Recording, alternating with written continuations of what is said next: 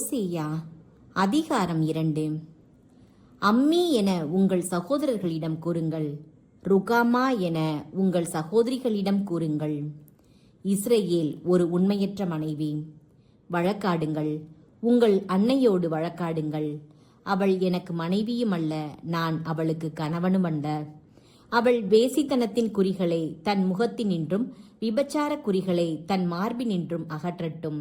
இல்லாவிடில் நான் அவளை துகிலுரித்து திறந்த மேனியாக்குவேன். பிறந்த நாளில் இருந்த கோலமாய் அவளை ஆக்குவேன். பாலை நிலம் போல் ஆக்கி வறண்ட நிலமாக செய்து தாகத்தினால் அவளை சாகடிப்பேன். அவள் பிள்ளைகளுக்கும் நான் கருணை காட்ட மாட்டேன். ஏனெனில் அவர்கள் வேசித்தனத்தில் பிறந்தவர்கள். அவர்களின் தாய் வேசியாய் வாழ்ந்தாள். அவர்களை கருத்தாங்கியவள் ஒழுக்கம் கெட்டு நடந்தாள்.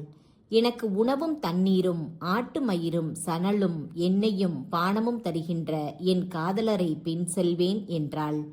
ஆதலால் நான் அவள் வழியை முள்ளால் அடைப்பேன்.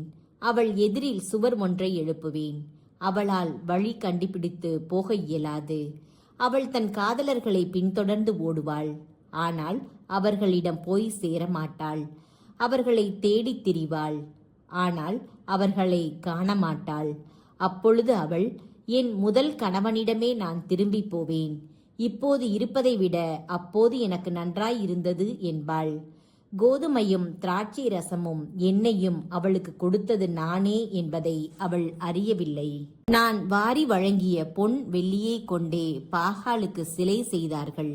ஆதலால் நான் எனது கோதுமையை அதன் காலத்திலும் எனது திராட்சை ரசத்தை அதன் பருவத்திலும் திரும்ப எடுத்துக்கொள்வேன். அவள் திறந்த மேனியை மறைக்க நான் கொடுத்திருந்த கம்பளி ஆடையையும் சணல் ஆடையையும் பறித்து கொள்வேன். இப்பொழுதே அவளுடைய காதலர் கண்முன் அவளது வெட்கக்கேட்டை வெளிப்படுத்துவேன்.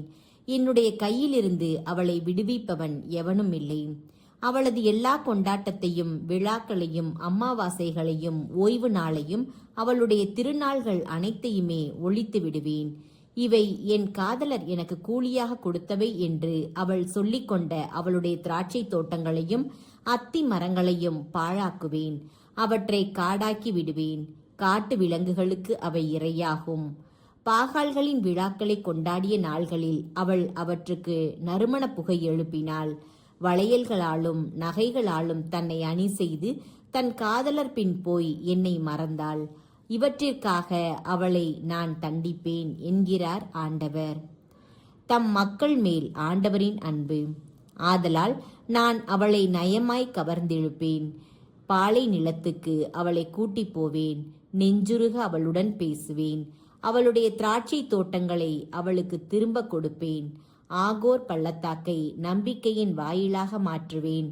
அப்பொழுது அவள் அங்கே தன் இளமையின் நாள்களிலும் எகிப்து நாட்டினின்று வெளியேறிய காலத்திலும் பாடியது போல் பாடுவாள்.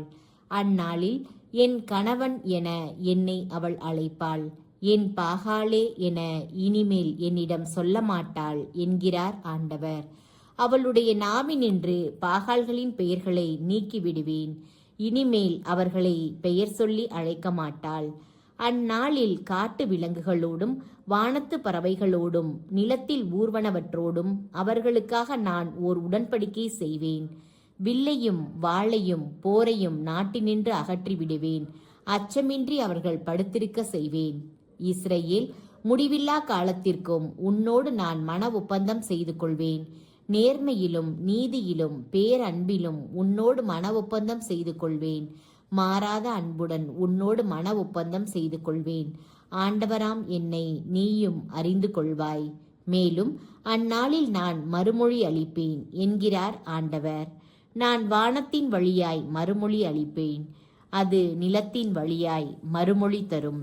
நிலம் கோதுமை திராட்சை ரசம் எண்ணெய் வழியாய் மறுமொழி தரும். இவை இஸ்ரவேல் வழியாய் மறுமொழி தரும் என்கிறார் ஆண்டவர். அவனை எனக்கென்று நிலத்தில் விதைப்பேன். லோருகாமாவுக்கு கருணை காட்டுவேன். லோ அம்மியை நோக்கி, நீங்கள் என் மக்கள் என்பேன். அவனும் நீரே என் கடவுள் என்பான்.